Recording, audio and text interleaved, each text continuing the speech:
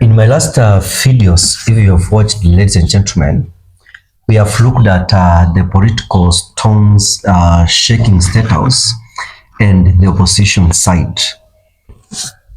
From Fred Matiang'i's rise to Kalonzo's demands and ODM's confusion. One thing is clear. 2027 will not be an easy ride for President William Ruto. Today, all eyes shifted to former President Uhuru Kenyatta, who has officially taken back control of the Jubilee Party.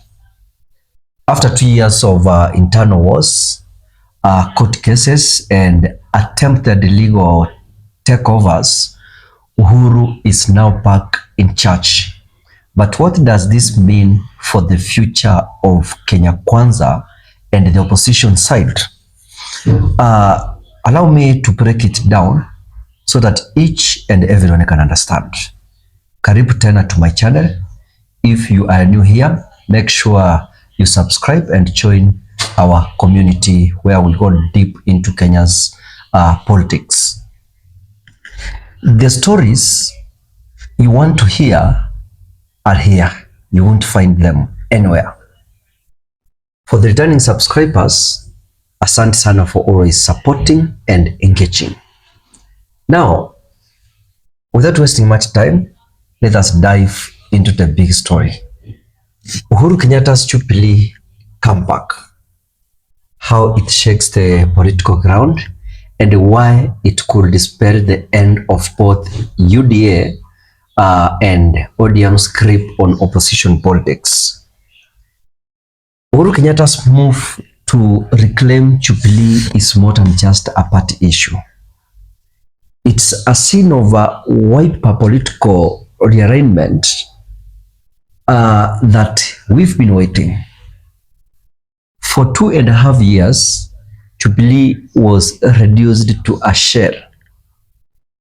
It had labels trying to sell it over to UDA through illegal maneuvers. Tunajua kuna wale wengine walichunga na UDA, wamejaribu kuyuza mlima, but now the king is back. Uhuru has shown that Jubilee is alive and ready to fight. And this changes everything in Kenyan politics. Number one, let us look at UDA. President Ruto's party has enjoyed dominance by portraying itself as the new big house. It has swallowed MPs from all corners of this country. But Uhuru Kenyatta's Jubilee revival directly threatens Ruto's control of Mount Kenya. Jubilee was once the vehicle that united Central Kenya. And though it looked somehow dead, I want to tell you that its comeback provides a home for dissolution leaders tired of UDA's internal wars. Leaders like Gachagua, who feel sidelined, they left out, and they have found a way. Now they might unite with UDA when they produce one candidate and other parties produce, so that they will give one person out. I want to tell you that to the opposition side, Kalonzo Musyoka has been the main opposition with his party, Wiper Party, but it is struggling. And also we know very well that some ODM members that are divided. Some are fighting with the president, and some are ensuring him that they will support him in 2027. Kalonzo, on the other side, is pushing. His own agenda and Fred Matiang'i rising on a possible candidate. ODM is no longer the sole voice. Uhuru's Jubilee Party entry complicates everything. The opposition has a serious anger party with national reach. Uhuru, I want to say that he also brings something ODM lacks: resources, networks, and international credibility. Remember, Jubilee was once the ruling party with massive structures across the country. If former president channels those resources into 2027, then ODM risks being sidelined, especially if it continues fighting internally. The third factor is coalition politics. If you've been following Kenyan politics, Kenya's elections are never about one party. They're about alliances, and now Uhuru's Jubilee Party could become the centerpiece of a new grand coalition. Imagine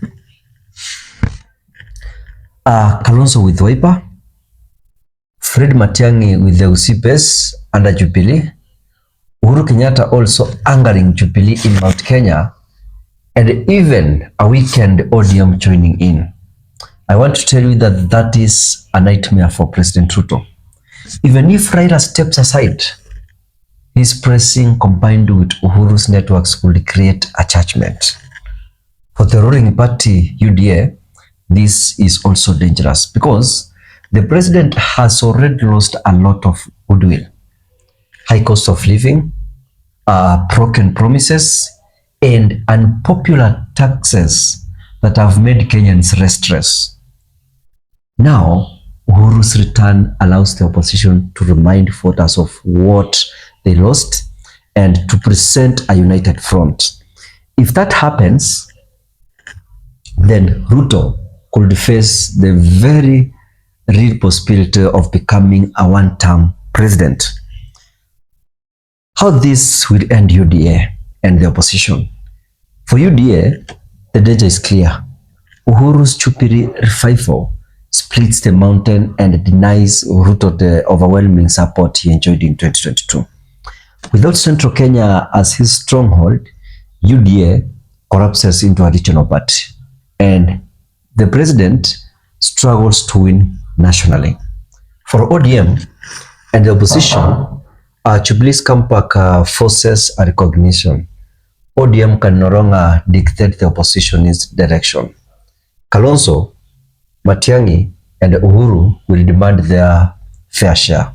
And this could look like a chaos in the short term, but in the reality, it could end ODM's monopoly and birth anew.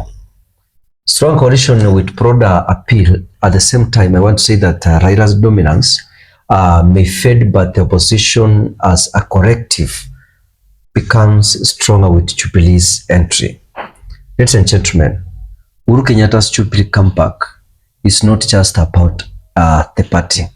It's about the future of Kenya's politics.